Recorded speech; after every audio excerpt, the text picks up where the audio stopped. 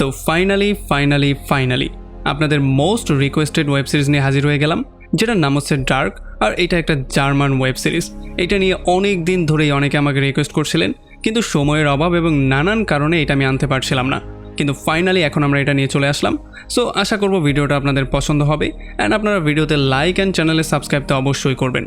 তো ভিডিওটা শুরু করার আগে আমি একটা ব্যাপার ক্লিয়ার করে দিই, সেটা হচ্ছে এইটা একটা জার্মান ওয়েব সিরিজ অ্যান্ড এখানে যতগুলো ক্যারেক্টার আছে তাদের নামও তাদের মতো করে দেয়া হয়েছে। সো এগুলো উচ্চারণ করা আমার জন্য হয়তো বা এত বেশি সহজ হবে না, তবে আমি আমার সর্বোচ্চ দিয়ে ট্রাই করবো আপনাদেরকে এগুলো বুঝিয়ে বলার জন্য। তবে যদি উচ্চারণে 2-1 19-20 হয়ে যায় তাহলে কমেন্টে এসে আশা করবো আপনারা আমার জার্মান টিচার হওয়ার ট্রাই করবেন না। যাই হোক, চলুন কথা না বাড়িয়ে শুরু করি আজকের ভিডিও। তো গল্পটা শুরু করার আগে আমি কিছু ব্যাপার আপনাদেরকে জানাতে চাই, যেগুলো আপনাদের জন্য জানা অনেক বেশি জরুরি। কারণ যদি এগুলো আপনারা না জানেন তাহলে আপনারা বুঝতেই পারবেন না আমি কোথায় শুরু করলাম আর কোথা থেকে শেষ করলাম। মানে আমি কি বকবক করছি এগুলোর আগা মাথা কিছুই আপনারা পাবেন না। সো এই জন্য আমি শুরুতেই এই ব্যাপারটা আপনাদেরকে ক্লিয়ার করে দিতে চাই। আসলে আপনারা যেমনটা জানেন এটা হচ্ছে গিয়ে টাইম ট্রাভেল বেসড একটা সিরিজ। আর এই সিরিজটার মধ্যে একই সময়ে প্যারালালি 3টা টাইমলাইন কন্টিনিউ করে, 1953, 1986 এবং 2019 সাল। মানে হিসাব করলে প্রত্যেকটা টাইমলাইনের মধ্যে 33 বছরের একটা গ্যাপ আছে। আর এই টাইমলাইনটাকে তারা ট্রিনিটি সিম্বলের মাধ্যমে দেখায়, মানে কোনো দিনও শেষ না হওয়া একটা লুপের মাধ্যমে। অ্যান্ড এই সিরিজের মধ্যেও টাইমকে এমন করে রিপ্রেজেন্ট করা হয়েছে যেটা আপনি সিরিজ দেখলে হয়তো পুরোপুরি কনফিউজ হয়ে যাবেন, কারণ কোথা থেকে কোথায় চলে যায় আবার কোথা থেকে কোথায় ব্যাক করে এইটা বোঝাটা অনেকটা মুশকিল হয়ে যায়। অ্যান্ড এই জিনিসটা শুরুতেই তারা আমাদেরকে একটা মেসেজের মাধ্যমে ক্লিয়ার করে দিয়েছে, সেটা ছিল the beginning is the end and the end is the beginning. মানে শুরুটাই হচ্ছে গিয়ে শেষ আর শেষটাই হচ্ছে গিয়ে শুরু। আসলে নর্মালি আমাদের সময় একটা লিনিয়ার সার্কেলে চলে, যেমন প্রথমে পাস্ট থাকে, তারপরে প্রেজেন্ট হয়, তারপরে ফিউচারে চলে যায়।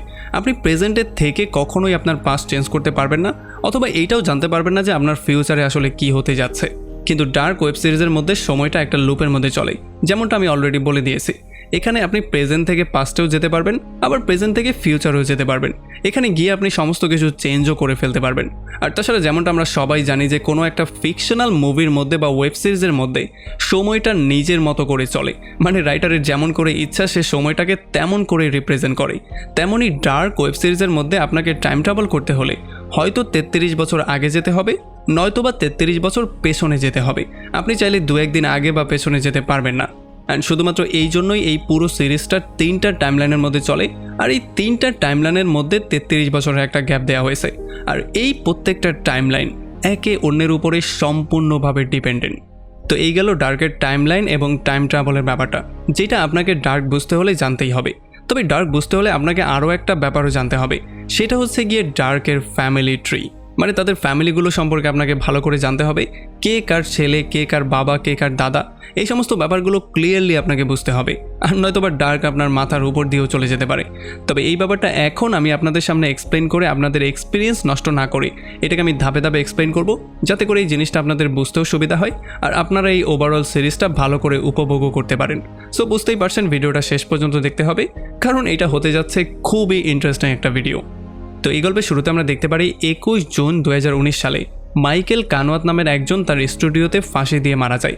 সে ফাঁসি দেওয়ার আগে একটা লেটার লিখে তার রুমের মধ্যে দিয়ে যায়, যেই লেটারের উপরে লেখা ছিল 4 নভেম্বর 2019 সালের 10টা 13 মিনিটের আগে এই লেটারটা ওপেন না করার জন্য।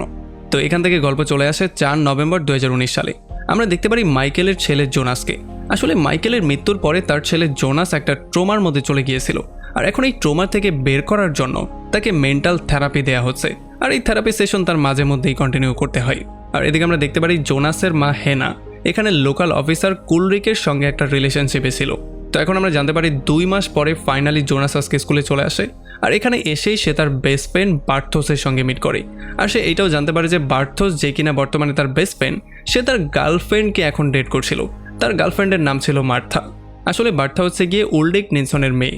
আর নিলসন পরিবারের বাকি যেই মেম্বাররা ছিল তারা ছিল বার্থার মা থ্রিনা, যে কিনা এখন তাদের হাই স্কুলের প্রিন্সিপাল, তার বড় ভাই ম্যাগনাস এবং তার ছোট ভাই মিকেল। আর তখন আমরা জানতে পারি আসলে এই পুরো গল্পটা জার্মানির উইন্ডন নামের ছোট্ট একটা শহরের গল্প। তো এর কিছুদিন পরে হঠাৎ করেই স্কুলের একটা ব্যাড বয় কোথায় যেন গায়েব হয়ে যায়। আর এই ব্যাড বয় ছিল উইড ডিপার্টমেন্টের হেড, মানে সে সবাইকে গাঁজা সাপ্লাই করতো। আর আমরা জানতে পারি এই কেসটা নিয়ে উলরিক আর তার টিম একটা গবেষণা করার ট্রাই করছিল। আসলে উলরিক এই ব্যাপারটা চিন্তা করছিল যে এই ছোট শহরের মধ্যে এত বড় ক্রাইম হওয়ার কোনো সম্ভাবনা নেই, মানে তাকে এখান থেকে কেউ কিডন্যাপ করে ফেলবে এটার কোনো সম্ভাবনা নেই, হয়তোবা সে কোনো একটা জায়গায় নিজে নিজেই চলে গিয়েছে বা ইচ্ছা করেই লুকিয়ে আছে। তবে তখন তার কোয়ার্কার অফিসার শার্লেট তাকে এটা মনে করিয়ে দেয় যে আসলে উলরিক শহরে এইটা প্রথম হচ্ছে না, মানে এইটা যে আজকে প্রথম হচ্ছে ব্যাপারটা এমনটা না। সে তাকে মনে করিয়ে দেয় যে তোমার ভাইও আজ থেকে 33 বছর আগে ঠিক এমন করেই কোথায় যেন গায়েব হয়ে গিয়েছিল। তবে তখন আবার উল্লেখ তাকে এটা বুঝিয়ে বলে যে এই দুইটা ঘটনার মধ্যে আকাশ পাতাল পার্থক্য, সো এই দুইটাকে তুমি মেলাতে যেও না। আর তখন এদিকে আমরা দেখতে পারি জোনাস আর তার ফ্রেন্ডরা এই ব্যাপারটা জানতে পারে যে অ্যান্ড্রিক নামের যেই ছেলেটা এখান থেকে গায়েব হয়ে গেছে সেই ছেলেটা তার যেই ডিলগুলো করতো সেগুলো একটা জঙ্গলের মধ্যে করতো, আর তার সমস্ত গুপ্তধন মানে যে উইডগুলো সে সাপ্লাই করতো সেগুলো সেই জঙ্গলের একটা গুহার কাছে লুকিয়ে রাখতো, সেখান থেকেই সেগুলো সাপ্লাই করতো। এখন হয়তোবা সেই উইডগুলো সেখানেই আছে, তারা গেলে সেখানে পেতেও পারে। এই জন্য তারা সিদ্ধান্ত নেয় রাতের বেলা সেখানে গিয়ে তারা সমস্ত উইডের উপরে কবজা করবে। অ্যান্ড তারা এই ব্যাপারটা ক্লিয়ারলি জানতো যে অ্যারিক যে গায়েব হয়ে গেছে এই ব্যাপারটা নিয়ে গ্রামের মধ্যে একটা মিটিং করা হবে যেখানে তাদের সমস্ত প্যারেন্টসরা ব্যস্ত থাকবে, সো তারা চাইলে এই সুযোগে কাজটা শেষ করে ফেলতেই পারবে। তো এরপরে যখন রাত হয়ে যায় আর তারা সবাই সেই জঙ্গলে মালগুলো নেয়ার জন্য চলে আসে, তখন মিকেলের দেখাশোনা করার জন্য ঘরে যেহেতু কেউ ছিল না এই জন্য তার ভাই তাকে সঙ্গে করে এই মিশনের মধ্যে নিয়ে আসে। তবে যতক্ষণে তারা গুহার কাছে গিয়ে পৌঁছায় ততক্ষণে তারা জানতে পারে ফ্রান্সিস নামের অন্য একটা ছেলে সমস্ত মালগুলোর উপরে দখল নিয়ে নিয়েছে। এখন এই সমস্ত ব্যাপারগুলোতে তারাও প্রচণ্ড রাগ হয়ে যায়, এই জন্য তাদের মধ্যে ঝগড়া শুরু হয়ে যায়। তবে তখনই তারা শুনতে পারে গুহার মধ্য থেকে ভয়ঙ্কর রকম কিছু শব্দ আসছিল। এগুলো শোনার পরে তারা যে যার মতো পাগলের মতো দৌড়ে পালিয়ে যাওয়ার ট্রাই করে। আর আমরা দেখতে পারি যে মিকেলকে নিয়ে ভাগার দায়িত্ব জোনাসের উপরে ছিল। তবে যখন জোনাস মিকেলকে নিয়ে ভাগছিল তখন হঠাৎ এসে উষ্টাকে পড়ে যায় আর সে তার বাবার আত্মা তার সামনে দেখতে পারে, এই জন্য সে অনেক বেশি ঘাবড়ে যায়। আর যতক্ষণে সে আবারও হুশে ব্যাক করে ততক্ষণে সে দেখতে পারে মিকেল কোথায় যেন গায়েব হয়ে গেছে। সে পুরোপুরি শক্ট হয়ে গিয়েছিল এই ব্যাপারটাই, সে বুঝতেই পারছিল না মিকেল কোথায় গায়েব হয়ে গেল, তাও আবার তার চোখের সামনে থেকে। আর এদিকে আমরা দেখতে পারি যখন স্কুলের মধ্যে সমস্ত প্যারেন্টসরা মিটিং করছিল তখন পাগল একটা বৃদ্ধ লোক যার নাম ছিল হেলগে সে এখানে এসে তাদেরকে ওয়ার্নিং দেওয়া শুরু করে। সে বারবার করে বলছিল যে সেইটা আবারও হতে যাচ্ছে, সেই একই ঘটনা আবারও হতে যাচ্ছে। তবে তাদের কিছুই বুঝে আসছিল না, এই জন্য তারা তাকে জোর করে সেখান থেকে বের করে দেয়। এরপরে যখন রাত 10:13 হয়ে যায় তখন আমরা দেখতে পারি মাইকেলের মা আইনেস মানে জোনাসের দাদিমা সেই লেটারটাকে ফাইনালি খুলে পড়ে ফেলে। তবে এই লেটারের মধ্যে কি লেখা আছে এটা আমাদেরকে বা অন্য কাউকে না বলে সে সেই লেটারটা সেখানেই লুকিয়ে রেখে দেয়। এদিকে যেহেতু জোনাস আর তার বন্ধুরা অনেক খোঁজাখুঁজি করার পরেও কোনোভাবেই মিকেলকে পাচ্ছিল না, এই জন্য ফাইনালি তারা পুলিশকে কল দেয় আর পুলিশ এসে চারপাশটা ঘেরাও করে ফেলে। আর সমস্ত প্যারেন্টসরা যখন এই ব্যাপারটা জানতে পারে তখন তারা তাদের বাচ্চাদেরকে নেয়ার জন্য দৌড়ে সেখানে চলে আসে। আর সকাল হওয়ার সঙ্গে সঙ্গেই পুলিশরা তন্ন তন্ন করে চারপাশটা খোঁজা শুরু করে। আর খুঁজতে খুঁজতে তারা এখানে ফাইনালি একটা ছেলের ডেড বডি পেয়ে যায়। এইটা শোনার পরে তো কুলরিক দৌড়ে চলে আসে এই ডেড বডিটা চেক করার জন্য। তবে এখানে এসে সে দেখতে পারে আসলে এটা মিকেলের ডেড বডি ছিল না, এটা ছিল অন্য একটা ছেলের ডেড বডি। আসলে তারা নোটিস করে যে এই ছেলেটা অদ্ভুত রকমের পুরনো যুগের ড্রেস পরে আছে, তাছাড়া তার কাছে একটা ওয়াকম্যানও পরে আছে যেগুলো কিনা এখন বর্তমানে মানুষ ইউজ করে না। আর তখন আমরা দেখতে পারি অ্যারিক নামের যেই ছেলেটা গায়েব হয়ে গিয়েছিল তাকে একটা অদ্ভুত রকমের চেয়ারে বসিয়ে নির্মমভাবে টর্চার করা হচ্ছিল। তাকে যে টর্চার করছিল সে একটা টুপি পরা লোক ছিল যে কিনা তার মুখটা পুরোপুরি কাভার করে রেখেছিল। আর তাছাড়া আমাদেরকে বলা হয় না এই লোকটার নাম কি। এদিকে অফিসার শার্লেট ফরেন্সিক টিমের কাছ থেকে এটা জানতে পারে যে যেই ছেলেটার ডেড বডি তারা একটু আগে পেয়েছে সেই ছেলেটার মৃত্যু হয়েছিল 16 ঘন্টা আগে। আর দেখে মনে হচ্ছে সে পুরনো যুগের মানে 1980 সালের দিকের জামা কাপড় পরেছিল। আর তাছাড়া 1986 সালে বানানো একটা কয়েনও তার কাছে পাওয়া গিয়েছিল। তাছাড়া তার কাছে তো ওয়াকম্যান ছিলই। এই ছেলেটাকে মারাও হয়েছে খুবই ইউনিক ওয়েতে, মানে তার চোখগুলো পুরোপুরি পুড়িয়ে দেওয়া হয়েছে, তার কানের পর্দা দুইটাও পুরোপুরি ফেটে গিয়েছে। মানে আমাদের দেখে মনে হচ্ছে হয়তোবা তার চোখের সামনে ভয়ঙ্কর কিছু একটা চালানো হয়েছিল আর তার কানের মধ্যেও জোরে জোরে শব্দ দেওয়া হয়েছিল, এই জন্যই ছেলেটার মৃত্যু হয়েছে। তো এখন কথা বলা যাক শার্লেট ডপলারের ডপলার ফ্যামিলি নিয়ে। তার ফ্যামিলিতে তার দুইটা মেয়ে আছে, একটার নাম হচ্ছে ফ্রান্সিসকা ডপলার আর একটার নাম হচ্ছে এলিজাবেথ ডপলার। তার হাজব্যান্ড হচ্ছে পিটার ডপলার আর তার শ্বশুর হচ্ছে সেই পাগল লোকটা যার নাম হেলগে ডপলার। আর আমরা জানতে পারি জোনাসকে যে থেরাপি দিচ্ছিল সেই আসলে ছিল তার হাজব্যান্ড। যাই হোক, এখন মিকেল গায়েব হয়ে যাওয়ার পরে গ্রামের সবাই এই ব্যাপারটা নিয়ে টেনশনে ছিল। বিশেষ করে উলরিক তার ভাইকে বারবার করে স্মরণ করছিল, কারণ 1986 সালের ঠিক এই জায়গা থেকেই তার ভাইও ঠিক এমন করে গায়েব হয়ে গিয়েছিল। এই জন্য এখন উলরিকের মনে হচ্ছে তার ভাই ম্যাড, মিকেল এবং অ্যারিকের গায়েব হওয়ার পেছনে কোনো একটা রহস্য তো অবশ্যই আছে। আর হয়তোবা একই কারণে তারা তিনজনই গায়েব হয়েছিল, এই জন্য সেই ব্যাপারটা নিয়ে ইনভেস্টিগেশন শুরু করে। তো এরপরে যখন উলরিক সেই গুহার মধ্যে গিয়ে ভালো করে চেক করে তখন এখানে সে একটা লুকোনো দরজা পেয়ে যায়। আসলে এই দরজাটা পাশেরই নিউক্লিয়ার পাওয়ার প্ল্যান্টের সাথে কানেক্ট করা ছিল। এই জন্য সে গিয়ে নিউক্লিয়ার পাওয়ার প্ল্যান্টটাকে সার্চ করার পারমিশন চাওয়া শুরু করে। তবে এই নিউক্লিয়ার পাওয়ার প্ল্যান্টের যে ডিরেক্টর আছে মানে আলেকজান্ডার ট্রিটম্যান, সে কোনোভাবেই তার পাওয়ার প্ল্যান্ট সার্চ করার পারমিশন দেয় না। আমরা জানতে পারি আলেকজান্ডার ট্রিটম্যান হচ্ছে গিয়ে বার্টোসের বাবা, মানে সেই বার্টোস যে কিনা জনাথনের বেস্ট ফ্রেন্ড। আর তাছাড়া বার্টোসের মায়ের শহরের মধ্যে একটা হোটেলও আছে, যেই হোটেলের মাধ্যমেও তাদের ভালো একটা ইনকাম হয়ে যায়। মানে আমরা জানতে পারি তারা একটা টাকাওয়ালা ফ্যামিলি। বাবা হচ্ছে গিয়ে নিউক্লিয়ার পাওয়ার প্ল্যান্টের ডিরেক্টর আর মা হচ্ছে গিয়ে একটা হোটেলের মালিক। যাই হোক, এরপরে যখন বার্টোস এরিকের পাওয়ার জিনিসগুলোকে চেক করে তখন এটার মধ্যে সে একটা মোবাইল ফোন পেয়ে যায় যেটা কিনা পাসওয়ার্ড প্রোটেক্টেড ছিল। আর তখন এদিকে আমরা দেখতে পারি যখন জনাথন তার বাবার স্টুডিওতে চলে আসে তখন এখানে সে গুহার মধ্যে যাওয়া একটা ম্যাপ পেয়ে যায়। তবে এই ম্যাপের মধ্যে লেখা ছিল ওয়ার ইজ দ্য ক্রসিং, মানে সে ক্রসিংটা কোনোভাবেই খুঁজে পাচ্ছিল না। তো এরপরে পরদিন বার্টোসের মায়ের হোটেলে একটা অদ্ভুত রকমের লোক চলে আসে যে কিনা হুডি পরে তার মুখটাকে অনেকটা কাভার করেছিল আর সে দেখতে অনেকটা অদ্ভুত রকমের ছিল। সে এসে তার হোটেলে একটা রুম বুক করে আর রুমের মধ্যে যাওয়ার পরেই সে দেয়ালের মধ্যে অনেকগুলো নিউজ পেপারের কাট আউট, অদ্ভুত রকমের কিছু ছবি এবং নানান রকমের প্ল্যান শিট দিয়ে পুরো দেয়ালটা ভরে ফেলে। আমরা দেখতে পারি তার কাছে অদ্ভুত রকমের টাইম ট্রাভেল টাইপের একটা মেশিন ছিল আর টাইম ট্রাভেল নিয়ে একটা বুকও তার কাছে ছিল। আর এরপরে এই লোকটা অদ্ভুত একটা কাজ করে, সে তার নিউজ পেপারের কাট আউটের মধ্য থেকে ওয়ার ইজ মিকেলকে কাট করে লিখে দেয় ওয়েন ইজ মিকেল। তবে যখন সে এগুলো করছিল তখন সবার লাইটগুলো ফ্লিকারিং করা শুরু করে আর পাখিগুলো আকাশ থেকে মরে সোজা নিচে পড়া শুরু করে। আর যখন বাইরে দাঁড়িয়ে শার্লেট এই ব্যাপারগুলো দেখতে পারে তখন সে পুরোপুরি শকড হয়ে যায়। সে বুঝতেই পারছিল না হচ্ছেটা কি এখানে।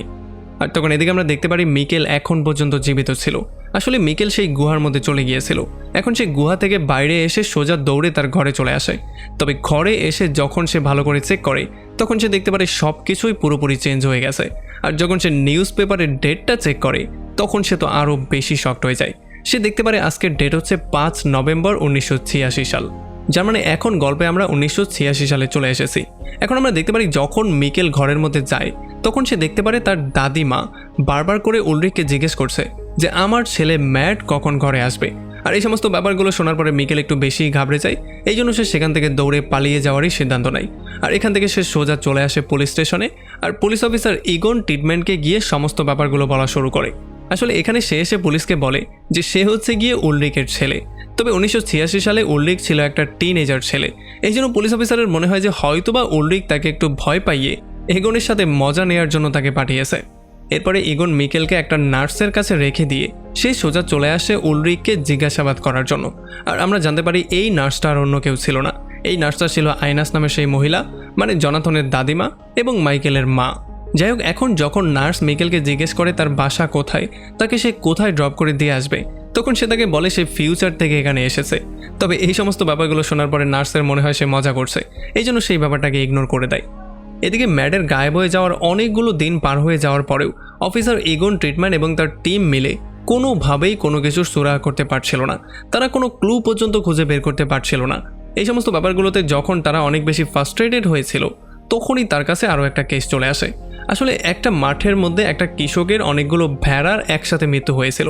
আর যখন তারা ভালো করে চেক করে তখন তারা জানতে পারে যে এই সমস্ত ভেড়াগুলোর কান দিয়ে রক্ত পড়ছে, মানে তাদের কান ফাটার জন্য মৃত্যু হয়েছে। তাছাড়া মানুষেরও যেহেতু কান ফাটার বিভিন্ন কেস আগে থেকেই আসছিল, এই জন্য তাদের আরও একটু বেশি সন্দেহ হয়ে যায়। এরপরে ইগনের মেয়ে ক্লাউডিয়ার ট্রিটমেন্ট এখানের যে নিউক্লিয়ার পাওয়ার প্ল্যান্ট আছে সেখানের প্রথম কোনো লেডি ম্যানেজার হয়ে যায়। আর এই ক্লাউডিয়ার ট্রিটমেন্ট হচ্ছে গিয়ে রেগিনা ট্রিটমেন্টের মা, মানে বার্টোসের নানু।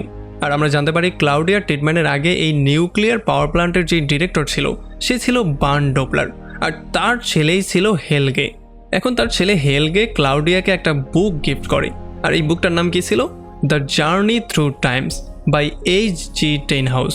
মানে আমরা বুঝতে পারি এটা হচ্ছে গিয়ে সেই বুকটা যেটা সেই হোটেলওয়ালা লোকটার কাছে আমরা দেখতে পেয়েছিলাম। মানে এই দুটা জিনিসের মধ্যেও আমরা একটা কানেকশন পেয়ে যাই। এদিকে আমরা দেখতে পারি মিস্টার টপলার ক্লাউডিয়াকে বলে যে 1986 সালে নিউক্লিয়ার পাওয়ার প্ল্যান্টে যেই ধামাকা হয়েছিল, মানে চেয়ারনোবিল ধামাকা নামে যেটাকে সবাই চেনে, সেইটা হওয়ার পরে নিউক্লিয়ার পাওয়ার প্ল্যান্টের উপর থেকে সবার বিশ্বাস উঠে গেছে। আর তাছাড়া সে তাকে বলে যে আমাদের নিউক্লিয়ার পাওয়ার প্ল্যান্টও কিছু নিউক্লিয়ার বস্তু গোপনে ব্যারেলবন্দি করে এখানেই একটা জঙ্গলের গোপন গুহার মধ্যে লুকিয়ে রেখেছে। তবে তখনই হঠাৎ করে লাইটগুলো ফ্লিকারিং করা শুরু করে আর আকাশ থেকে পাখিগুলো মোড়ের নিচে পড়া শুরু করে। আর এগুলো দেখার পরে ইয়াং শার্লেট একটু বেশি কিউরিয়াস হয়ে যায়। এই জন্য সেই ব্যাপারটা নিয়ে তদন্ত করা শুরু করে। যার মানে এখন এই ব্যাপারটা আমরা ক্লিয়ার হয়ে যাই যে আসলে যখন 2019 সালে তার সাথে এই ঘটনাটা হয়েছিল তখন সে কেন এত বেশি শকড হয়ে গিয়েছিল, কারণ এই ঘটনা 1986 সালে তার সাথে আরও একবার হয়েছিল। আর এই সমস্ত ব্যাপারগুলো দেখার পরে মিকেলও হসপিটাল থেকে কোনো রকমে পালিয়ে সোজা সেই জঙ্গলের গুহার মধ্যে চলে আসে। সে এটা চিন্তা করছিল যে যেই কোনো ওয়েতে যদি সে আবারও 2019-এ ব্যাক করতে পারে তাহলে তার জীবনটা হয়তোবা আবার আগের মতো সেট হয়ে যাবে। এই জন্য সে যখন গুহার মধ্যে দৌড়ে যায় তখন পিছলা খেয়ে সে গুহার মধ্যেই পড়ে যায়। আর তখন আমরা জানতে পারি সেই গুহার মধ্যে আসলে উলরিকো ছিল, যে কিনা তার ভাইয়ের খোঁজে এখানে এসেছিল। সেও মিকেলের হালকা পাতলা চিৎকারের শব্দ শুনতে পাচ্ছিল, মানে তারা একে অন্যের ভয়েস শুনতে পারছিল, তবে একে অন্যকে দেখতে পারছিল না। আর তখনই এদিকে আমরা দেখতে পারি কোনো একটা ঘড়ির দোকানে একটা লোক বসে কোনো একটা অদ্ভুত মেশিন নিয়ে কাজ করছিল। অ্যান্ড হ্যাঁ, এটা হচ্ছে গিয়ে সেই মেশিনটা যেটা আমরা সেই অদ্ভুত লোকটার কাছে দেখতে পেয়েছিলাম। তো এখান থেকে গল্প চলে আসে 2019 সালে। আমরা দেখতে পারি জোনাস তার বাবার সেই ড্রয়িং করা ম্যাপটা নিয়ে সোজা চলে আসে গুহার মধ্যে কোনো একটা ক্রসিং খুঁজে বের করার জন্য। আর আমরা দেখতে পারি যেই লোকটা হোটেলের মধ্যে রুম বুক করেছিল সেই অদ্ভুত লোকটাও দূর থেকে জোনাসকে ফলো করছিল। জোনাস এই ম্যাপটা নিয়ে গুহার মধ্যে যায় আর অনেক অনেক খোঁজাখুঁজি করার পরেও সে এখানে না কোনো ক্রসিং খুঁজে পায় না কোনো দরজা জানলা খুঁজে পায়। এই জন্য সে প্রচণ্ড আপসেট হয়ে ফাইনালি সেখান থেকে বাইরে বেরিয়ে চলে আসে। তবে যখন সে তার সাইকেল নিয়ে বাসার দিকে যাওয়ার ট্রাই করছিল তখন সে দেখতে পারে তার সাইকেলের মধ্যে লাল একটা সুতা কেউ বেঁধে দিয়ে চলে গিয়েছে। আর এই জিনিসটা তার কাছে খুবই অদ্ভুত রকম মনে হয়। এদিকে শার্লেট এই ব্যাপারটা ফাইনালি কনফার্ম হয়ে যায় যে আসলে এই পাখিদের মৃত্যুর সাথে যেই ছেলেগুলো গায়েব হচ্ছে তাদের কোনো একটা কানেকশন তো অবশ্যই আছে, কারণ এই পাখিদেরও কানের পর্দা ফাটা অবস্থায় আছে। আর এই জন্য সেই জিনিসটাকে 33 বছর আগে হওয়া সেই পাখিদের মৃত্যুর সঙ্গে কানেক্ট করা শুরু করে। আর 33 বছর আগে যারা গায়েব হয়েছিল তাদের সঙ্গেও কানেক্ট করা শুরু করে। 33 বছর আগে তো তার মনে হয়েছিল যে হয়তোবা এই জিনিসটা হয়েছে চেয়ারনোবিলের ধামাকার জন্য, মানে তখন রেডিয়েশন লেভেল অনেকটা বেশি ছিল। কিন্তু এখন রেডিয়েশন লেভেল অনেকটা কমে যাওয়ার পরেও কেন এই জিনিসটা বারবার করে হচ্ছে এইটাই সে বুঝতে পারছিল না। আর সবচেয়ে ইন্টারেস্টিং ব্যাপার ছিল এই পাখিগুলো মরছিল বাচ্চাদের গায়েব হওয়ার পরে। 33 বছর আগেও ঠিক এমনটাই হয়েছিল আর এখনও 2টা বাচ্চার গায়েব হওয়ার পরেও ঠিক এমনটাই হয়েছে। তবে যখন শার্লেট এই সমস্ত ব্যাপারগুলো নিয়ে ইনভেস্টিগেশন করার ট্রাই করছিল তখনই সে একটা গোপন খবর পেয়ে যায়। সে জানতে পারে তার হাজব্যান্ড পিটার আসলে তাকে ধোঁকা দিচ্ছিল আর একটা ট্রান্সজেন্ডার প্রস্টিটিউটের সাথে তার রিলেশনও চলছিল। এই জন্য তাদের সম্পর্ক আস্তে আস্তে করে খারাপ হওয়া শুরু হয়ে যায় আর তাদের মধ্যে মাঝে মধ্যেই ঝগড়া শুরু হয়ে যেত। আর ধীরে ধীরে আমরা দেখতে পারি এই প্রভাবটা তার বাচ্চাদের মধ্যেও পড়া শুরু করে। আর এই সমস্ত ব্যাপারগুলোতে তাদের বড় মেয়ে ফ্রান্সিসকা ম্যাগনেসের সাথে মিলে তার একটু স্ট্রেস রিলিজ করার ট্রাই করে, মানে বুঝতেই পারছেন কী করার ট্রাই করে। আর এদিকে আমরা দেখতে পারি উলরিক অনেক ট্রাই করার পরেও কোনোভাবেই সে নিউক্লিয়ার পাওয়ার প্ল্যান্টের সার্চ ওয়ারেন্ট জারি করতে পারে না, মানে এটা কোনোভাবেই সে পাস করাতে পারে না। এই জন্য ফাইনালি সে সিদ্ধান্ত নিয়ে ফেলে সে দেয়াল ক্রস করে যেই কোনো ওয়েতে সেটার মধ্যে ঢুকবে এবং চুরি করে হলেও সেটার মধ্যে সে ইনভেস্টিগেশন করবে। তবে দুর্ভাগ্যবশত সে এইটাতেও ফেল করে, এই জন্য সে সেখানের গার্ডদের কাছে ধরা পড়ে যায়। আর আমরা দেখতে পারি যখন শার্লেট এই ব্যাপারটা জানতে পারে তখন সে তাকে ছাড়ানোর জন্য নিউক্লিয়ার পাওয়ার প্ল্যান্টে চলে আসে। এদিকে শার্লেটের ছোট মেয়ে এলিজাবেথ, যে কিনা আসলে কানে কিছু শুনতে পারে না, সে হঠাৎই স্কুল থেকে আসার পথে রাস্তায় গায়েব হয়ে যায়। তবে সন্ধ্যাবেলায় সৌভাগ্যবশত সে সই সালামতে আবারও ঘরে ব্যাক করে। আর ঘরে ব্যাক করে সে তার বাবা মাকে বলে যে রাস্তায় সে নোয়া নামের একটা ছেলের সঙ্গে মিট করেছিল আর এই নোয়া নামের ছেলেটা তার মায়ের একটা পুরনো ঘড়ি তাকে দিয়েছিল, যেই ঘড়িটাও সে তার মাকে দেখায়। আসলে এই ঘড়িটার মধ্যে শার্লেটের নাম খোদাই করে লেখা ছিল। এগুলো দেখার পরে তো সেও একটু বেশি শক্ট হয়ে যায়। আর এদিকে আমরা দেখতে পারি হেলগে নামের সেই পাগল বৃদ্ধ একা একাই শুয়ে শুয়ে চিৎকার চেঁচামেচি করছিল। সে বারবার করে বলছিল নোয়াকে যে কোনো ওয়েতে থামাতে হবে। আর তখন এদিকে হোটেলের সেই ভয়ঙ্কর লোকটা লুকিয়ে লুকিয়ে জোনাসের রুমের মধ্যেই চলে আসে। আর এখানে এসে সে সেই ম্যাপগুলোকে ভালো করে দেখার পরে ম্যাপের উপরে তার জন্য একটা মেসেজ রেখে দিয়ে চলে যায়। আর তখন এদিকে জঙ্গলে হুডি পরা একটা লোক এসে ইয়াসিন নামের একটা ছেলের সঙ্গে মিট করে, যে কিনা আসলে ছিল এলিজাবেথের ক্লাসমেট। আর এখানে সে এসে তাকে বলে যে আমাকে নোয়া পাঠিয়েছে। এইটা বলার পরপরই আমরা জানতে পারি ইয়াসিনও এখান থেকে গায়েব হয়ে গেছে। আর এই ব্যাপারটা হওয়ার পরপরই এখানে সমস্ত বাসিন্দারা পুলিশের উপরে প্রেশার দেওয়া শুরু করে, কারণ পুলিশ কোনোভাবেই এই কেসের কুলকিনারা করতে পারছিল না। এই জন্য সবাই তাদেরকে ব্যর্থ মনে করছিল। আর এখান থেকে আমরা আবারও চলে আসি 1986 সালে। আমরা দেখতে পারি এখানে মিকেল যখন হসপিটালে ভর্তি ছিল তখন একটা প্রিস্ট এসে তার সঙ্গে মিট করে। আর এই প্রিস্টের নামই ছিল নোয়া। নোয়া এসে তাকে বিভিন্ন জ্ঞান দেওয়া শুরু করে, গড সম্পর্কে নানান কথা বলা শুরু করে এবং বাইবেল পড়ে তাদেরকে শোনানোর ট্রাই করে। তবে এগুলোতে মিকেল একেবারে ইন্টারেস্টেড ছিল না। এরপরে মিকেল 1986 সালের হ্যানার সঙ্গে গিয়ে মিট করে। আর তাদের মধ্যে যখন কথাবার্তা হয় তখন আমরা দেখতে পারি তাদের মধ্যে ছোটোখাটো একটা কানেকশনও হয়ে যায়। এরপরে একটা ভাঙাচোরা রুমের মধ্যে যখন উলরিক আর ক্যাটরিনা সেক্স করছিল তখন দূর থেকে লুকিয়ে হ্যানা এই ব্যাপারটা দেখতে পারে। তবে এগুলো দেখার পরে সে একেবারেই সহ্য করতে পারে না। এই জন্য সে পুলিশের কাছে গিয়ে একটা নকল রিপোর্ট বানিয়ে দেয়। সে বলে যে সে নিজের চোখ দিয়ে এটা দেখতে পেয়েছে যে উলরিক ক্যাটরিনাকে জোর করে রেপ করেছে। আর যেহেতু ইগন উলরিকের উপরে একটু বেশিই রাগ করেছিল, এই জন্য সে খুশি খুশি গিয়ে তাকে অ্যারেস্ট করে নিয়ে আসে, কারণ এখন সে একটা কমপ্লেইনও পেয়ে গেছে। তো এখন 2019 সালের শার্লেট উলরিককে 33 বছরের একটা লুপ সম্পর্কে বলে, যেটা কিনা তার গ্র্যান্ডফাদার তাকে বলেছিল। আসলে তার গ্র্যান্ডফাদার টাইম নিয়ে একটু বেশি কনসার্ন ছিল, সে টাইম নিয়ে একটু গবেষণা করতেও পছন্দ করত। আসলে ব্যাপারটা ছিল এমন, আমাদের 365 দিনের যে ক্যালেন্ডারটা আছে সেটা আসলে সম্পূর্ণভাবে ঠিক না, কারণ প্রত্যেক 33 বছর পর পর এইটা আবারও তার সেম পজিশনে চলে আসে। মানে প্রত্যেক 33 বছর পর পর আর্থ, প্ল্যানেট এবং সমস্ত গ্রহ নক্ষত্র আবারও তাদের সেম পজিশনে চলে আসে। মানে সহজ করে বললে 33 বছর আগে তারা যেখানে ছিল 33 বছর পার হওয়ার পরে তারা ঠিক সেখানেই চলে আসে। যেমন একটা টাইম লুপ, মানে আপনি যখনই লুপের শেষ মাথায় পৌঁছে যাবেন তখনই আপনি আবারও শুরুতে চলে আসবেন। এটা কিছুটা লুনার সোলার সিস্টেমের মতো বা লুনার ইয়ারের মতো। যদি আপনি আরও এটা সম্পর্কে জানতে চান তাহলে গুগল থেকেও জানতে পারবেন। যাই হোক, এখন আমরা দেখতে পারি শার্লেট তার এই রিসার্চ নিয়ে একটু বেশি টেনশনের মধ্যে পড়ে যায়, আর এগুলো নিয়ে সে একটু বেশি কাজ করা শুরু করে। এই জন্য সে তার বাচ্চা কাচ্চা, তার ফ্যামিলিকে পুরোপুরি ইগনোর করা শুরু করে। আর একটা সময় তো সে তার হাজব্যান্ডের উপরেও চড়াও হয়ে যায়, কারণ একেতে তার হাজব্যান্ড তাকে ধোকা দিচ্ছিল, তার উপরে তার হাজব্যান্ডের উপরে তার নানান সন্দেহ ছিল। আর এদিকে আমরা দেখতে পারি হ্যানা আর উলরিকের মধ্যে যে এফআইআর চলছিল সেটার মধ্যেও আস্তে আস্তে করে বাধার সৃষ্টি হচ্ছিল, কারণ এখন উলরিক শুধুমাত্র তার ছেলে মিকেলকে খোঁজাতেই ব্যস্ত হয়েছিল। আর এদিকে হোটেলে সেই অদ্ভুত লোকটা বিশাল বড় একটা পার্সেল নিয়ে এসে রেগিনাকে বলে এই পার্সেলটা যত দ্রুত সম্ভব জোনাসের কাছ পর্যন্ত পৌঁছে দিবে। আমি কোনো একটা কাজে এই শহর থেকে একটু বাইরে যাচ্ছি, তবে আমার রুমের যেই ভাড়া আসবে সেটা আমি কন্টিনিউ পে করে যাব। এরপরে অদ্ভুত রকম করে এই লোকটা সোজা চলে আসে জোনাসের সঙ্গে মিট করার জন্য। জোনাস যে কিনা তার বাবার কবরের সামনে বসে কিছু একটা চিন্তা করছিল, তখনই সে এসে তার সঙ্গে মিট করে। আর তাকে সে বলে যে তার বাবাকে সে খুব ভালো করেই চিনত, তার বাবা তো একটা সময় তার জীবনও বাঁচিয়েছিল। এই সমস্ত ব্যাপারগুলো বলে সে তাকে কনভিন্স করার ট্রাই করে, মানে হয়তোবা সে তাকে কিছু একটা বলার ট্রাই করছিল। এদিকে বার্থোস যেই ফোনটা পেয়েছিল, মানে অ্যারিকের মালের মধ্যে যেই ফোনটা সে পেয়েছিল যেটা কিনা লক অবস্থায় ছিল, সেইটা হঠাৎ করেই বাজা শুরু করে, মানে কেউ একজন এই ফোনে কল দিয়েছে। এই জন্য বার্থোস ফোনটাকে পিক করে আর কথাবার্তা বলে মনে হয় যে হয়তোবা এইটা অ্যারিকের কোনো ডিলার হতে পারে। এই জন্য সে তার সঙ্গে গিয়ে মিট করার প্ল্যানিং করে, যাতে করে সে তার থেকেও কিছু মাল নিতে পারে। তবে যখন সে গিয়ে তার সঙ্গে মিট করে তখন আমরা দেখতে পারি এটার অন্য কেউ ছিল না, এইটা ছিল নোয়া নামের সেই প্রিস্ট যে কিনা আজ থেকে 33 বছর আগে হসপিটালে মিকেলকে গিয়ে বাইবেল পড়িয়ে শুনিয়েছিল। আর এদিকে রাতের বেলায় জোনাস তার সেই পার্সেলটা পেয়ে যায় যেটা সেই অদ্ভুত লোকটা তাকে সেন্ড করতে বলেছিল। এটার মধ্যে ছিল একটা লাইট, একটা অদ্ভুত রকমের মিটার যেটা কিনা রেডিয়েশন মাপার কাজে ব্যবহার করা হয়, আর তার বাবার সেই শেষ লেটারটা, মানে তার বাবার লেখা সুইসাইড নোটটা। এখন এগুলো পাওয়ার সঙ্গে সঙ্গে জোনাস দ্রুত তার বাবার লেটারটা খুলে এটাকে পড়া শুরু করে, যেখানে লেখা ছিল 4 নভেম্বর রাতের বেলায় আমি কোনো রকমের টাইম ট্রাভেল করে 1986 সালে পৌঁছে গিয়েছিলাম, যেখানে একটা নার্স আমাকে পেলে বড় করেছিল, আর পরবর্তীতে হেনার সঙ্গে আমার বিয়ে হয়েছিল, আর সেখান থেকেই আমাদের জোনাস নামের একটা ছেলে হয়েছিল। মানে ব্যাপারটা আপনি ক্লিয়ারলি বুঝতে পারছেন তো? আসলে মিকেলই হচ্ছে গিয়ে জোনাসের আসল বাবা।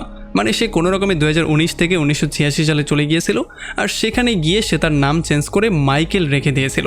সেখানে তার মায়ের সঙ্গে বিয়ে হয়েছিল, আর সেখান থেকেই জোনাসের জন্ম হয়েছে। আর সবচেয়ে ইন্টারেস্টিং যে ব্যাপারটা সেটা হচ্ছে জোনাসের হাত থেকেই তার বাবা গায়েব হয়ে গিয়েছিল।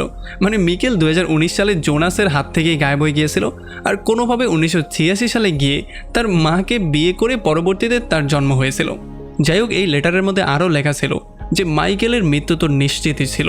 তবে এখন জোনাস এই ব্যাপারগুলো বুঝতে পারবে না, তবে আস্তে আস্তে করে যতই সময় পার হবে ততই সে ব্যাপারগুলো ক্লিয়ার হতে থাকবে। আর তখন এদিকে হোটেলে সেই অদ্ভুত লোকটা চলে আসে সেই ঘড়ির শপের মধ্যে, যেই ঘড়ির শপের মধ্যে আমরা একটা ঘড়ি বানাতে দেখতে পেয়েছিলাম, যেই লোকটার নাম ছিল 8G টাইন হাউস। আর এখানে সে এসেই তাকে বলে যে চলো সময় নিয়ে একটু আলাপ করা যাক। আর তখন এদিকে আমরা দেখতে পারি শার্লেট তার পুরো টিমের উপরে চিল্লাচিল্লি করছিল, কারণ সে যেই কোনো ওয়েতে এই কেসটা সলভ করতে চাচ্ছিল। এই জন্য সে সবাইকে বলে যে তোমাদের যত ছুটিমুটি আছে সব কিছু বন্ধ, যতদিন পর্যন্ত এই কেসটা সলভ না হবে ততদিন প্রত্যেককে বাধ্যতামূলক ওভারটাইম করতেই হবে। আর সে তার টিমকে বলে 50 বছর আগের যত ফাইল আছে সমস্ত ফাইল, সমস্ত কেসগুলোকে ভালো করে চেক করার জন্য, কারণ সে যেই কোনো ওয়েতে এই কেসটার গোড়া পর্যন্ত যেতেই চায়, কারণ এই কেসটা তার জন্য খুবই ইম্পর্টেন্ট একটা কেস। এই জন্য সে বলে স্কুলে গিয়ে 1986 সালের ফটোগুলো চেক করো, কারণ সেখানে তুমি মিকেলের ছোটবেলার ছবিগুলো পেয়ে যাবে।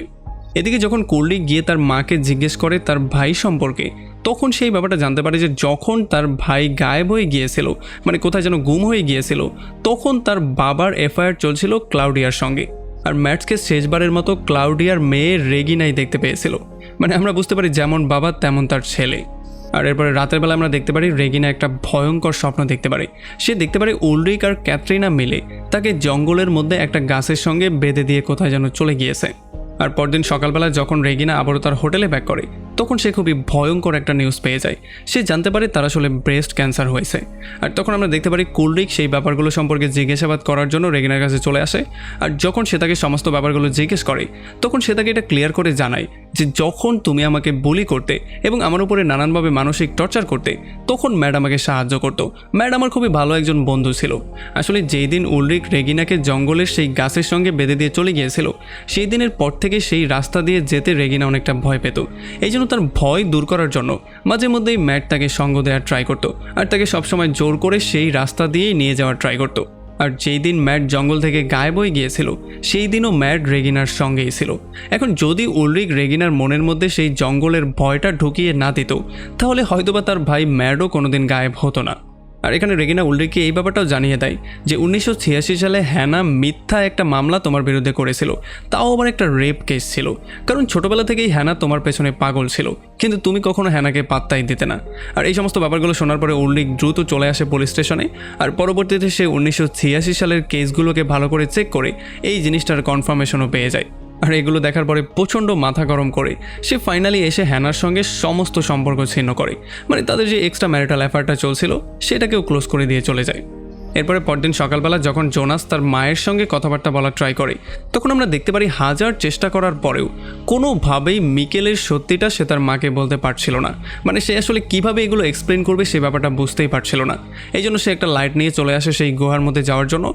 আর গুহার মধ্যে সেই অপরিচিত লোকটার, মানে সেই হোটেলের অদ্ভুত লোকটার নিশানা ফলো করে করে ফাইনালি সে একটা দরজার সামনে চলে আসে, যেই দরজার উপরে ল্যাটিন ভাষায় লেখা ছিল, thus the world is created. আর যখনই জোনাস এই দরজাটা খুলে ফেলে, তখনই লাইটগুলো ফ্লিকারিং হওয়া শুরু হয়ে যায়।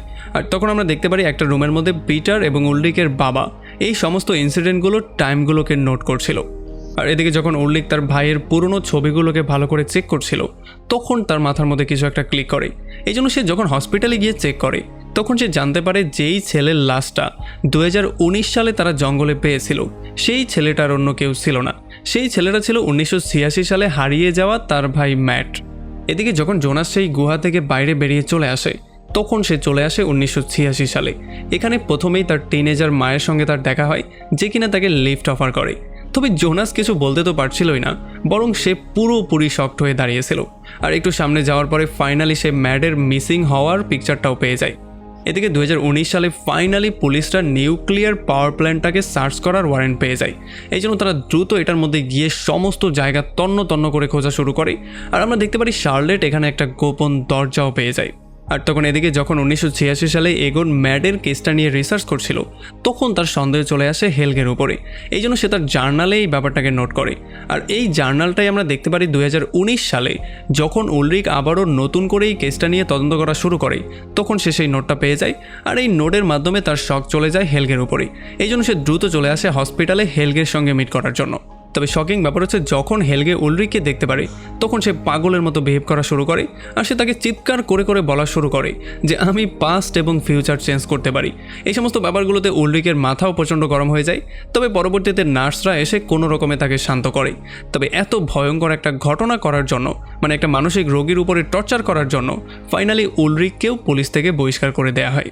আর এদিকে ক্যাথরিনও কোনো ওয়েতে উলরিক আর হ্যানার রিলেশন সম্পর্কে জেনে যায়। এই জন্য সে সোজা চলে আসে উলরিকের সঙ্গে মিট করতে। আর তাকে এসেই তার রিলেশন সম্পর্কে জিজ্ঞেস করে। আর যখন উলরিক কিছু একটা বলার ট্রাই করছিল, মানে সেইটাকে এক্সপ্লেন করার ট্রাই করছিল, তখন সে বলে, আচ্ছা ঠিক আছে, তোমাকে এগুলো এক্সপ্লেন করতে হবে না, আমি তাদের সম্পর্কে খুব ভালো করেই জানি, তাদের পুরো ফ্যামিলিটাই এমন। আর এরপর সে তাকে বলে যে তোমার মায়ের একটা কল এসেছিল, তোমার মা তোমার সাথে কোনো একটা ব্যাপার নিয়ে কথা বলতে চাই। সে বলছিল সেটা ম্যাট সম্পর্কিত কোনো একটা ব্যাপার হতে পারে। আর যখন উলরিক গিয়ে তার মায়ের সঙ্গে মিট করে, তখন তার মা তাকে বলে যে যখন ম্যাট গায়েব হয়ে গিয়েছিল তখন গায়েব হওয়ার আগে আমাদের ঘরের সামনে একটা প্রিস্ট একটা লোকের সঙ্গে খুবই জঘন্য ওয়েতে ঝগড়া করছিল। আসলে যেই লোকটার সঙ্গে প্রিস্ট ঝগড়া করছিল সেই লোকটার চেহারার একটা সাইড খুবই জঘন্য ওয়েতে আহত হয়েছিল।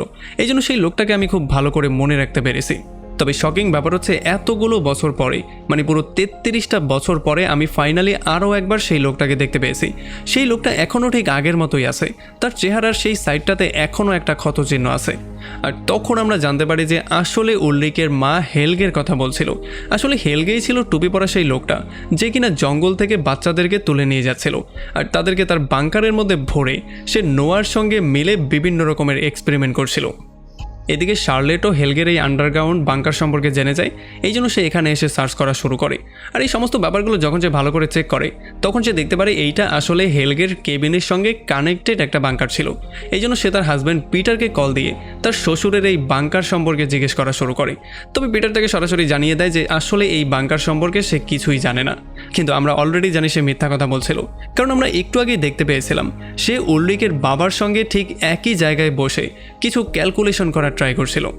এদিকে 1986 সালে যখন জোনাস মিকেলকে খুঁজতে খুঁজতে হসপিটালে চলে আসে তখন ফাইনালি এখানে সে মিকেলকে পেয়ে যায়। তবে সে কিছু বলতো বা করতে যেত তার আগেই পেছন থেকে সেই অপরিচিত লোকটা এসে তাকে ওয়ার্নিং দিয়ে দেয়।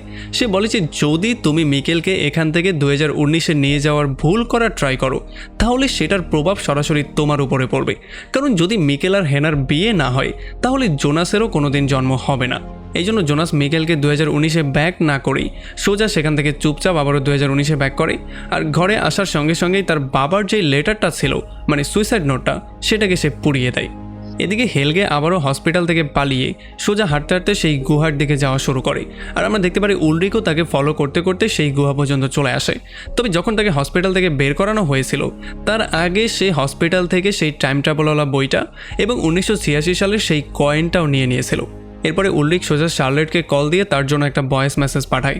সে বলে যে আসলে তোমার সন্দেহটাই ঠিক ছিল, তোমার শ্বশুর হেলগেই কোনো না কোনো ওয়েতে টাইম ট্রাভেল করে সেই বাচ্চাদেরকে কিডন্যাপ করছিল। এরপরে উলরিক হেলগের সঙ্গে সঙ্গে সেই গুহার মধ্যে চলে আসে আর সে দেখতে পারে যে একটা বাংকারের কাছে গিয়ে হেলগে একটা বাচ্চার লাশ বাংকার থেকে টেনে বাইরে বের করছে আর নোয়া নামের যেই প্রিস্টটা ছিল সে সেই বাংকারের মধ্যে একটা নতুন তারিখ লিখছিল। এটা ছিল 9 নভেম্বর 1953 সাল। মানে এখন তারা 1953 সালের টাইমলাইনে আছে, 1986 সাল থেকে ঠিক 33 বছর পেছনে। এখন 1953 সালে জোয়ান অফিসার এগন এবং তার চিফ ড্যানিয়েল কানওয়ান, মানে জোনাসের পর দাদা, তারা দুজন সেই দুইটা লাশ পেয়ে যায়, যেই দুইটা লাশ একটু আগে হেলগে এখানে এনে ফেলেছিল। আসলে এই দুইটা লাশ ছিল গাঁজাখোর এরিক এবং সেই ছোট্ট ছেলে ইয়াসিনের। মানে তাদের এই ব্যাপারটা আমরা ক্লিয়ারলি বুঝতে পারি যে আসলে তারা বিভিন্ন টাইমলাইন থেকে বিভিন্ন বাচ্চাদেরকে কিডন্যাপ করে তাদের উপরে নতুন নতুন এক্সপেরিমেন্ট করে যখন তাদের এক্সপেরিমেন্ট ফেল হয়ে যায় তখন তারা সেই বাচ্চাদেরকে অন্য টাইমলাইনে নিয়ে ফেলে দেয় যাতে করে কেউ তাদেরকে খুঁজেও না পায় আর কেউ তাদেরকে ধরতেও না পারে। আর তখন আমরা দেখতে পারি এই সমস্ত ব্যাপারগুলো দূর থেকে দাঁড়িয়ে ছোট্ট একটা বাচ্চা দেখছিল আর পরবর্তীতে আমরা জানতে পারি যে আসলে এই বাচ্চাটা আর অন্য কেউ ছিল না, এইটা ছিল তখনকার সময়ের ছোট্ট হেলগে। তো এখন এগোন আর ড্যানিয়েল এই লাশগুলো দেখার পরে পুরোপুরি শক্ট হয়ে গিয়েছিল, কারণ এই লাশের উপরে যেই মডার্ন কাপড় চোপড় ছিল সেগুলো এখন পর্যন্ত তারা আবিষ্কারই করতে পারেনি। তারা বুঝতেই পারছিল না এমন কাপড় চোপড় আসলে কোন দেশের মানুষরা পরে। আর যখন তারা কাপড় চোপড়গুলো ভালো করে চেক করে তখন তারা দেখতে পারে সেটার উপরে লেখা ছিল মেড ইন চায়না। এখন প্রথমে তাদের মনে হয় যে হয়তোবা তারা চাইনিজ কেউ হতে পারে, তবে পরবর্তীতে ভালো করে লক্ষ্য করে তারা বুঝতে পারে যে এই দুইটা ছেলের মধ্যে একটা ছেলে ছিল হোয়াইট আর একটা ছেলের কালার ছিল ব্রাউন। এরপরে একদিন ছোট হেলগে ক্লাউডিয়ার একটা ছোট কুকুর এনে সেটাকে হাড্ডির মাধ্যমে সেই গুহার মধ্যে পাঠিয়ে দেয়। এই কুকুরটা গুহার মধ্যে চলে তো যায়, তবে এইটা আর কোনোদিনও ব্যাক করে না। অ্যান্ড এই ইনসিডেন্টটাকে একটু ভালো করে মনে রাখবেন, কারণ এইটা সামনে একটা বিগ রোল প্লে করবে। এর একটু পরে আমরা দেখতে পারি উলরিকো হেলগেকে ফলো করতে করতে ফাইনালি সেই গুহা থেকে বাইরে বেরিয়ে চলে আসে। মানে এখন সে চলে এসেছে 1953 সালে। এখন হয়তো আপনার মাথায় একটা কোয়েশ্চেন চলে এসেছে যে শুরুতেই তো আমি বলে দিয়েছিলাম যে যদি আমরা চাই তাহলে এই সিরিজের মধ্যে আমরা 33 বছরই আগে পেছনে যেতে পারবো, তাহলে কিভাবে উলরিক সোজা 2019 সাল থেকে 1953 সালে চলে আসলো? আসলে এইটার পেছনে খুবই ইন্টারেস্টিং একটা ব্যাপার আছে। সেটা হচ্ছে গুহার মধ্যে যখন দরজা ওপেন করা হয় তখন সেখানে দুইটা রাস্তা পাওয়া যায়, একটা লেফট সাইডে একটা রাইট সাইডে। এখন হেলগেকে ফলো করে করে উলরিক সেই রাস্তা পর্যন্ত চলে তো এসেছিল, তবে হেলগে রাইট সাইডের রাস্তা চুজ করে 1986-তে চলে গিয়েছিল আর উলরিক লেফট সাইডের রাস্তা চুজ করে সোজা 1953-তে চলে এসেছিল। যাই হোক, এখন যখনই উলরিক বাইরে আসে তখনই তার প্রথমেই দেখা হয়ে যায় এগনেস নিলসন এবং তার ছেলের সঙ্গে। আর এইটা দেখার পরে তো উলরিক পুরো পাগলের মতোই হয়ে যায়। সে বুঝতেই পারছিল না কিভাবে, তবে সে মাত্রই তার দাদি এবং তার বাবার 1953 সালের ভার্সনের সাথে মিট করেছে। এরপরে উল্লেখ চলে আসে সোজা সেই ঘড়ির দোকানদারের কাছে, যার নাম ছিল H.G. টাইনাউক। আর সে এসে তাকে তার লেখাই সেই বুকটা দেখায়। তবে এইটা দেখার পরে সে নিজেও পুরোপুরি শকড হয়ে যায়। আমরা দেখতে পারি টাইনাউক আসলে বর্তমানে অনেক জোয়ান একটা ছেলে ছিল। সে এখন পর্যন্ত এই বইটা লেখেনি। সে এই বইটা ফিউচারে গিয়ে লিখবে, যখন সে অনেকটাই বুড়ো হয়ে যাবে। এই জন্য এখন সে এই বইটা চিনতেই পারছিল না। তবে তখনই এখানে হঠাৎ করে জোনাসের দাদিমা আইনিস এবং উলরিকের মা জেনা চলে আসে, যারা কিনা এখন ছোট ছোট দুটা বাচ্চা।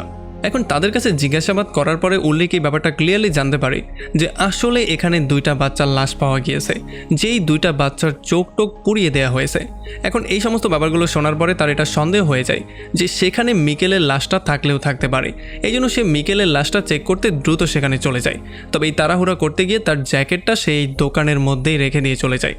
এখন উলরিক সেখান থেকে সোজা পুলিশ স্টেশনে চলে আসে সেই লাশগুলো দেখার জন্য। আর এখানে এসেই সে এগনের জোয়ান ভার্সনের সাথে মিট করে। তবে উলরিককে তারা কোনোভাবেই মধ্যে যেতে দিতে চাইছিল না, মানে লাশগুলো দেখার পারমিশন দিতে চাইছিল না। এই জন্য উলরিক তাদেরকে মিকেলের পিকচারটা দেখানোর ট্রাই করে। তবে তখনই তার মনে পড়ে সে তো তার জ্যাকেটটা সেই ঘড়ির শপের মধ্যেই ফেলে দিয়ে চলে এসেছে। এই জন্য এখন আর সে কিছু করতেও পারছিল না।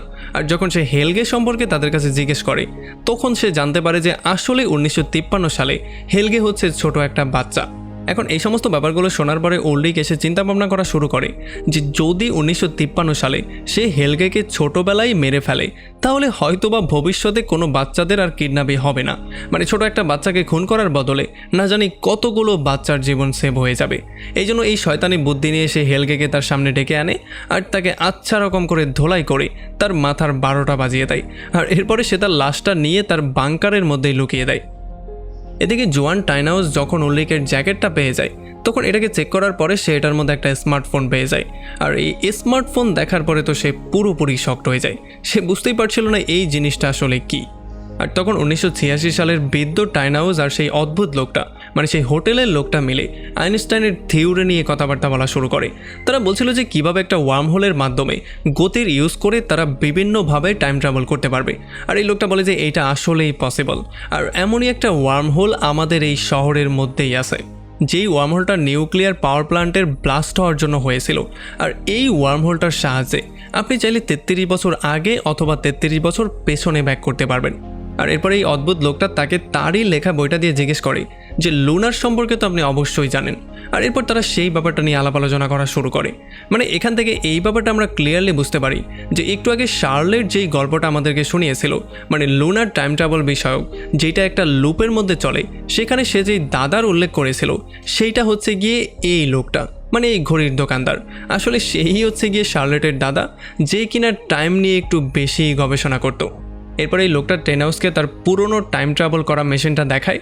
আর এটা দেখিয়ে বলে যে এটা একটু নষ্ট হয়ে গিয়েছে, সো প্লিজ তুমি তোমার বুদ্ধি খাটিয়ে যেই কোনো ওয়েতে এটাকে ঠিক করার ব্যবস্থা করো, যাতে করে আমি সেই গুহার মধ্যে যেই হোলটা সৃষ্টি হয়েছে সেটাকে সারা জীবনের জন্য বন্ধ করে দিতে পারি। আসলে এই মেশিনটা সরাসরি কোনো হোলের সৃষ্টি করতে না পারলেও নিউক্লিয়ার রিয়াকশনের জন্য যেই হোলটার সৃষ্টি হয়েছিল সেইটাকে এটা চাইলে আবারও রিপিট করতে পারবে। মানে এটা ডিরেক্টলি না করলেও ইনডিরেক্টলি কোনো হোল ক্রিয়েট করতে পারে। এখন এগুলো দেখার পরে টাইনাউসের মাথা একটু গরম হয়ে যায়। এই জন্য সে তাকে এখান থেকে বের করে দেয়। আর এরপর সে মধ্য থেকে তার বানানো মেশিনটা নিয়ে আসে, যেই দুইটা মেশিন কিনা একই রকম ছিল। আসলে এখানে একটা মেশিন ছিল তার প্রেজেন্ট সময়ের, আরেকটা মেশিন ছিল তার ফিউচার সময়ের। মানে ব্যাপারটা হয়ে গেছে এমন যে স্টিভ জবকে 2005 সালে গিয়ে কেউ একজন আইফোন দিয়ে বলছে যে এইটা হচ্ছে গিয়ে নতুন আইফোন, এইটার মাধ্যমে তুমি আরও ভালো আইফোন বানানোর ট্রাই করো। আর এই জিনিসটাকেই বলা হয় টাইম প্যারাডক্স। আর এরপর আমরা দেখতে পারি সেই একই বাংকারের মধ্যে একটা বৃদ্ধ মহিলা গিয়ে এখানে যতগুলো ফ্যামিলি বাস করে তাদের সবার ছবিগুলোকে দেয়ালে একটার সঙ্গে একটা কানেক্ট করে খুবই মন দিয়ে দাঁড়িয়ে দাঁড়িয়ে দেখছিল। আসলে এই সিনটা ছিল সেই সিনটা যেটা আমরা এপিসোড 1-এর শুরুতে দেখতে পেয়েছিলাম। আর আমরা জানতে পারি যে এই মহিলাটার অন্য কেউ না, এটা হচ্ছে গিয়ে ক্লাউডিয়া নামের সেই মহিলাটা। এরপরে ক্লাউডিয়া সেখান থেকে 2019 সালে এসে সোজা বাতুসের সঙ্গে মিট করে। আর বাতুসকে বলে আমি হচ্ছে তোর দাদিমা।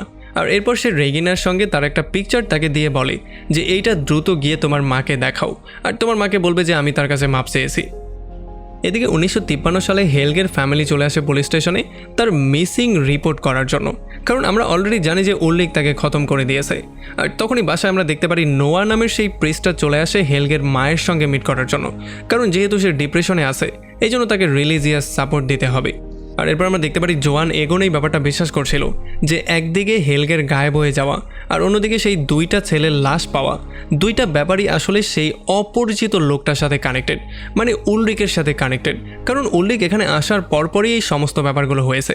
এই জন্য সে তার বাহিনী নিয়ে উলরিককে গিয়ে হাতে নাতে ধরে ফেলে। আর এখানে উলরিক এটা স্বীকারও করে ফেলে যে বাচ্চা হেলগেকে আসলে সে নিজেই খুন করেছে, তবে বাকি যেই দুইটা ছিল তাদেরকে সে কিছু করেনি। আর তখনই গুহার মধ্যে আমরা দেখতে পারি যে আসলে হেলগের মৃত্যু হয়নি, মানে হেলগে একটু বেহুশ হয়ে গিয়েছিল। আর তার যে আইকনিক লুকটা আছে, মানে তার চেহারার এক সাইড যে ক্ষত হয়ে গেছে, সেই লুকটা সে এখান থেকেই পেয়েছিল। অ্যান্ড এগুলো থেকে আমরা এটা ক্লিয়ারলি বুঝতে পারি যে এভরিথিং ইজ কানেক্টেড। অ্যান্ড এখন এই ব্যাপারগুলো শুধুমাত্র রিপিট হচ্ছে। এরপর আমরা দেখতে পারি ছোট ক্লাউডিয়া এবং টন্টে মিলে তার হারিয়ে যাওয়া কুকুরটাকে খোঁজার ট্রাই করছিল, সেই কুকুরটা যেটাকে হেলগে সেই গুহার মধ্যে পাঠিয়ে দিয়েছিল। আর এদিকে আমরা এই ব্যাপারটা নোটিস করি যে জোনাসের দাদিমা এগনেস এবং ডন্টেসের মধ্যে একটা রিলেশনশিপের মতো হয়ে যাচ্ছিল, মানে তাদের মধ্যে প্রেমের একটা ব্যাপার চলছিল। এদিকে 1986 সালে উলরিকের উপরে যে রেপ কেসটা করা হয়েছিল সেটা থেকে উলরিক ফুললি ফ্রি হয়ে যায়, এই জন্য সে আবারও তার বাসায় ব্যাক করে। আর তখন এদিকে আমরা দেখতে পারি এই গ্রামের মধ্যে আলেকজান্ডার কোলার নামের নতুন একটা ছেলে চলে আসে। আর সে আসার সঙ্গে সঙ্গে রেগিনার সঙ্গে ভালো একটা ফ্রেন্ডশিপ করে ফেলে। আর এই সমস্ত ব্যাপারগুলো যখন হেনা দূর থেকে দেখছিল তখন তার আলেকজান্ডারের উপরে সন্দেহ হয়ে যায়, এই জন্য সে তাকে ফলো করতে করতে যখন গুহার কাছে চলে আসে তখন সেই ব্যাপারটা ক্লিয়ারলি জানতে পারে যে আসলে তার নাম আলেকজান্ডার কোলেস না, বরং তার নাম ছিল বরিস নিবল্ড। আসলে সে তার আসল পাসপোর্টটাকে জঙ্গলের একটা জায়গায় পুঁতে ফেলেছিল। আর যেহেতু হেনা দূর থেকে এই জিনিসটা দেখে ফেলেছিল এই জন্য সে পাসপোর্টটার মাধ্যমে তার নামটা জেনে গিয়েছে। আর সে এই পাসপোর্টটা নিয়ে সোজা তার বাসায় ব্যাক করে। এদিকে ক্লাউডিয়া যখন আন্ডারগ্রাউন্ডের নিউক্লিয়ার পাওয়ার প্ল্যান্টের লুকিয়ে রাখা সেই জিনিসগুলো খুঁজে বের করার ট্রাই করছিল, তখন এখানে সে তার পুরনো সেই ডগটা, মানে 1953 সালে হারিয়ে যাওয়া সেই কুকুরটাকে ফিরে পেয়ে যায়। এইটাকে দেখার পরে তো সে পুরোপুরি শক্ট হয়ে যায়। সে দেখতে পারে এই কুকুরটা এখনও জীবিত ছিল, এই জন্য আর কি হওয়ার ছিল, সেও টাইম ট্রাভেলে একটু বেশি আগ্রহী হয়ে যায়। এই জন্য সেও সেই টাইম ট্রাভেলওয়ালা বইটা পড়া শুরু করে যেটাকে এই যে টাইন হাউস লেগেছিল। অ্যান্ড অফকোর্স আপনার মনে আছে এই বইটা তাকে কে দিয়েছিল? আসলে এই বইটা তাকে হেলগে দিয়েছিল। এদিকে আলেকজান্ডার নামের সেই ছেলেটা রেগিনা লিঙ্কের মাধ্যমে নতুন একটা জব পেয়ে যায়। আর যখন এই জবের প্রথম দিনই সে চলে আসে তখন ক্লাউডিয়া তাকে এটা ক্লিয়ার করে জানিয়ে দেয় যে তোমার প্রথম যেই জবটা হবে সেটা হবে সিক্রেট একটা জব। আসলে আলেকজান্ডারকে সেই সমস্ত ব্যারেলগুলোকে যেগুলো কিনা নিউক্লিয়ার পাওয়ার প্ল্যান্টের নিচে লুকানো আছে সেগুলোকে একটা দেয়ালের ওই পারে নিয়ে সিল করতে হবে। আর এই কাজটা তাকে এই জন্য দেওয়া হয় কারণ তার ওয়েল্ডিং করার আগে একটু দক্ষতা ছিল। আর এটা হচ্ছে গিয়ে সেই দরজাটা যেটা কিনা 2019 সালে শার্লেট খুঁজে পেয়েছিল। এদিকে বাংকারের মধ্যে আমরা দেখতে পারি হেলগে নোয়ার উপরে চিৎকার চেঁচামেচি করা শুরু করে। সে তাকে বলে যে আসলে তুমি আমাকে তোমার স্বার্থে ইউজ করার ট্রাই করছো, তোমার এই আলতু ফালতু টাইম মেশিনের চক্করে পড়ে না জানি কতগুলো বাচ্চাকে জীবন দিতে হয়েছে, আর না জানি সামনে আরও কতগুলোকে দিতে হবে। কোনো প্রিস্ট তার গডের জন্য কোনো দিনও এমনটা করবে না। তবে তখন আবার নোয়াও তার উপরে চিৎকার চেঁচামেচি করে তাকে বুঝিয়ে বলার ট্রাই করে যে দেখো দেয়ার ইজ নো গড, মানে এই সমস্ত ব্যাপারগুলো হচ্ছে আমাদের বানানো একটা ক্যাওস। অ্যান্ড এই ক্যাওসটাকে ঠিক করার জন্য আমাকে আমার এই টাইম মেশিনটা ইউজ করতে হবে, আর এই টাইম মেশিন ইউজ করে বিভিন্ন টাইমলাইনে গিয়ে এই সমস্ত ব্যাপারগুলোকে ঠিক করতে হবে। আমি হচ্ছে গিয়ে নোয়া, আর এই টাইম মেশিনটা হচ্ছে গিয়ে আমার সেই নৌকা। হ্যাঁ, আপনি ঠিকই গেস করেছেন। সে আসলে সত্যি সত্যি নূহ আলাইহিস সালামের সাথে তার নিজেকে কম্পেয়ার করার ট্রাই করছিল। এরপরে 2019 সালে হ্যানা আলেকজান্ডারকে তার সেই পুরনো পাসপোর্টের মাধ্যমে ব্ল্যাকমেল করা শুরু করে। আসলে আলেকজান্ডার কোলার, যে কিনা একজন ওয়েল্ডার থেকে এখন সেই একই পারমাণবিক পাওয়ার প্ল্যান্টের ম্যানেজার হয়ে গেছে। এখানে হ্যানা তাকে ব্ল্যাকমেল করে বলে যে তোমার যত পাওয়ার আছে সমস্ত পাওয়ার ইউজ করে উলরিকের লাইফ পুরো জাহান্নাম বানিয়ে দাও, আর যদি তুমি এটা করতে না পারো তাহলে তোমার আসল আইডেন্টিটি আমি সবার সামনে ফাঁস করে দেব। আর এই জন্য আলেকজান্ডার পুলিশ ডিপার্টমেন্টে কল দিয়ে এই কাজটা টরম্যানকে দিয়ে দেয়।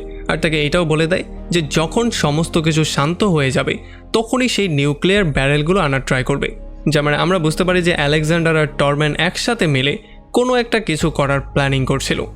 এদিকে ম্যাগনাস আর ফ্রান্সিসকা তাদের রিলেশন সামনে কন্টিনিউ করার সিদ্ধান্ত নেয়, তবে অন্যদিকে জোনাস আর মার্থার মধ্যে দূরত্ব বেড়েই যাচ্ছিল।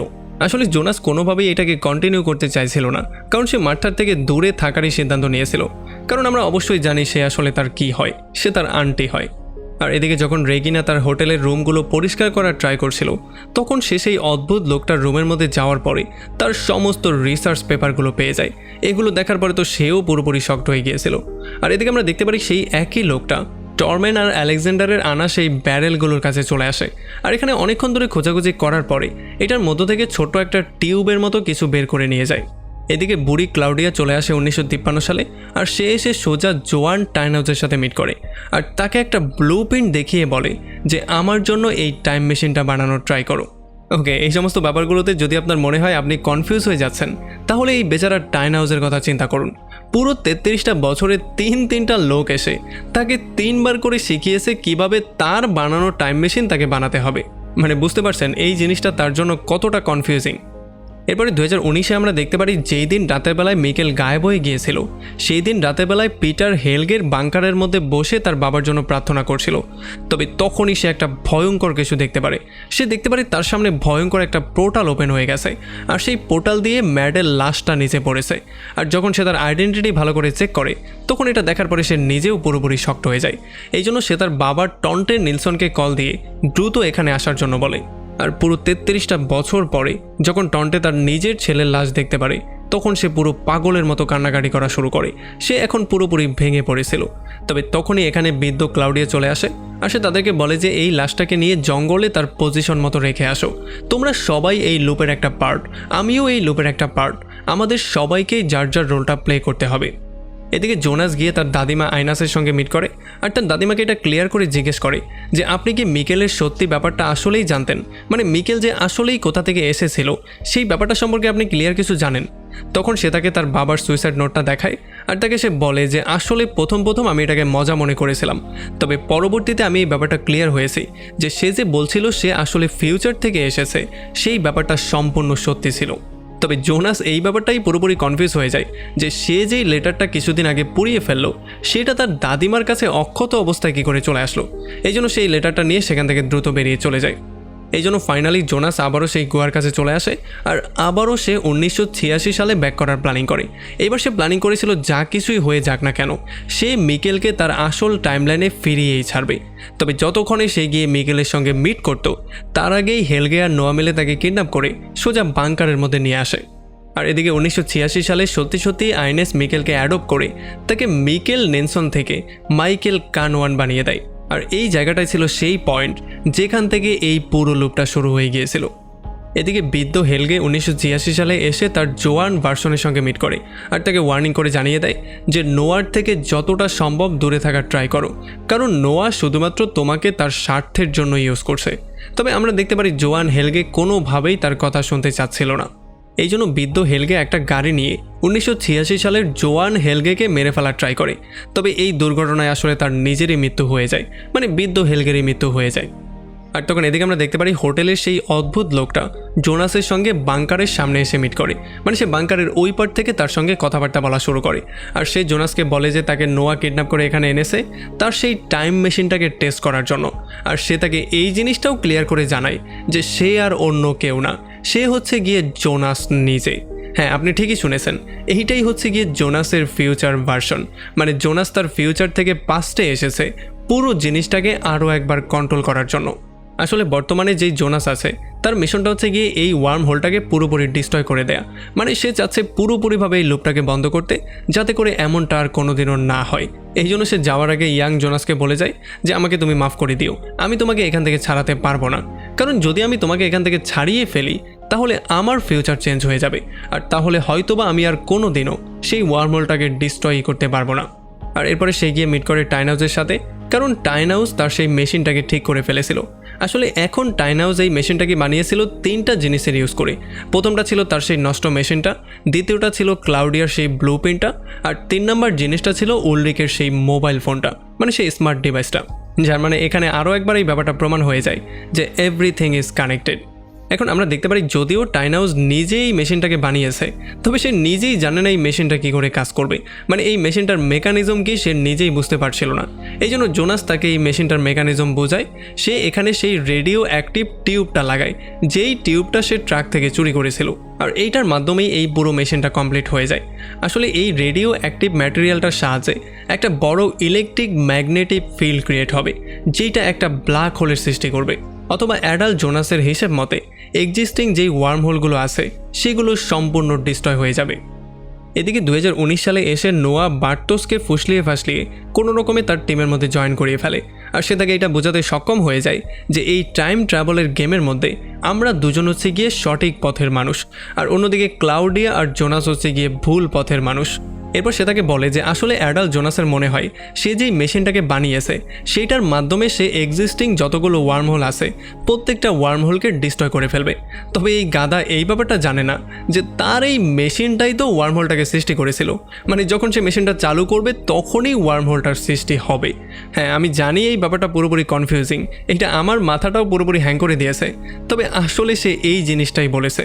যাই হোক, এদিকে যখন শার্লেট এই কেসটাকে সলভ করার জন্য পুরনো সমস্ত নিউজ পেপার এবং সমস্ত কিছু ঘাটাঘাটি করছিল, তখন সে নিউজ পেপারের মধ্যে উল্লিকের একটা পিকচার পেয়ে যায়, যেটা কিনা 1953 সালের একটা নিউজ পেপার ছিল, যেখানে তারা তাকে চাইল্ড মার্ডারার বলছিল। এদিকে পিটার শার্লেটকে মেসেজ করে গুহার মধ্যে আসতে বলে, আর একটু পরেই আমরা দেখতে পারি শার্লেট সেই গুহার মধ্যে চলেও আসে।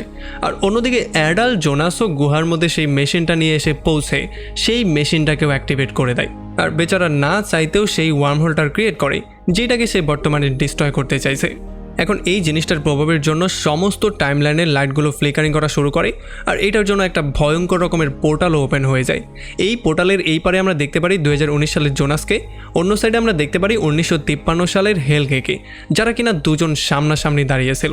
আর যখনই তারা একে অন্যকে টাচ করে তখন তাদের দুজনকে এই জিনিসটা ভিন্ন ভিন্ন টাইমলাইনে ছুঁড়ে ফেলে, যেখানে একদিকে হেলগে চলে আসে 1986 সালে, সেখানে অন্যদিকে জোনাস চলে যায় 2052 সালে। এখানে 2052 সালে আমরা দেখতে পারি পৃথিবীতে ভয়ঙ্কর একটা যুদ্ধ হয়েছে, এই জন্য সমস্ত জায়গায় বোমা বারুদ এবং বিভিন্ন আলামত দেখা যাচ্ছে। আর যখন জোনাস রাস্তা দিয়ে হেঁটে যাওয়ার ট্রাই করছিল তখন কিছু সোলজার এসে জোনাসকে অ্যারেস্ট করে ফেলে। আর এমনই একটা ভয়ঙ্কর পয়েন্টে ডার্কের সিজন 1 এখানেই শেষ হয়ে যায়। যাই হোক, খুব শীঘ্রই আমরা সিজন 2 আর 3ও নিয়ে আসছি। সো ভিডিও ভালো লাগলে অবশ্যই লাইক করবেন, আর আমাকে কমেন্ট করে জানান আপনারা সেগুলো চান কি না, আর আপনাদেরকে ডার্ক সিজন 1 আমি ক্লিয়ার করে বোঝাতে পারলাম কি না সেটাও আমাকে কমেন্ট করে জানান। সো দেখা হচ্ছে অন্য কোনো ভিডিওতে অন্য কোনো একদিন। Till then, take care.